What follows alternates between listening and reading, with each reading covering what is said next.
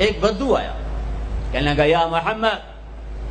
تو آپ برا نہیں مناتے تھے لوگوں کی بدتمیزی پر، بہت خندہ پیشانی سے پیش آتے تھے. ہم نے کوئی اوئے کر کے بولا تو ہم اس کے پیچھے پڑ جاتے. تو میں نے اوئے کیوں آکھے ہوئے، تو ہوندا کون ہے میں نے اوئے آکھن والا.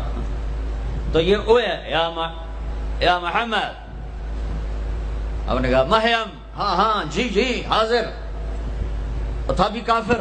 کہنے کا ثلاث خصال منک لا افہم، تیری 3 باتیں میری سمجھ میں نہیں آتی. آپ نے کہا کیا؟ کہا تو یہ کہتا ہے ہم اپنے باپ دادے کا دین چھوڑ کر تیرے دین پر آ جائیں گے. کیوں آ جائیں گے؟ اور تو یہ کہتا ہے کہ روم اور فارس فتح ہو جائیں گے. کیسے فتح ہو جائیں گے؟ ہمیں روٹی نہیں ملتی. اور تو یہ کہتا ہے کہ مر کے مٹی ہو کے پھر اٹھائے جائیں گے. بھلا یہ کیسے ہو سکتا ہے کہ مر کے مٹی ہو اور پھر اٹھائے جائیں؟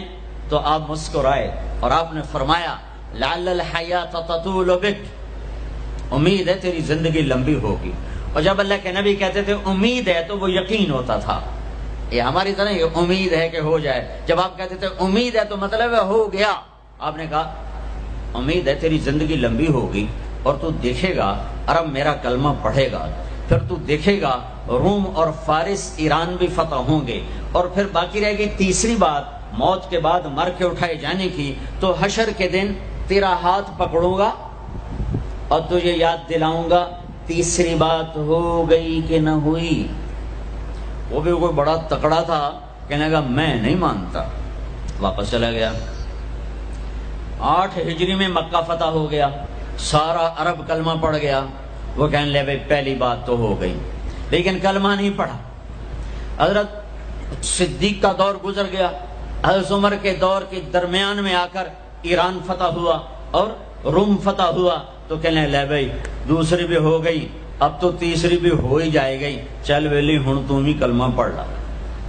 تو اس نے اپنی کھاری اٹھائی اور مدینے آ گیا، مسلمان ہو گیا. حضرت عمر رضی اللہ تعالیٰ عنہ کا جب آمنا سامنا ہوتا مسجد میں تو حضرت عمر اس کے لیے کھڑے ہو جاتے. تو لوگوں کو یہ تعجب ہوتا کہ معمولی آدمی ہے، اس کے لیے کیوں کھڑے ہو جاتے. تو پھر ایک دن حضرت عمر نے فرمایا کہ تم کہتے ہو گے کہ میں اس کے لیے کیوں کھڑا ہو جاتا.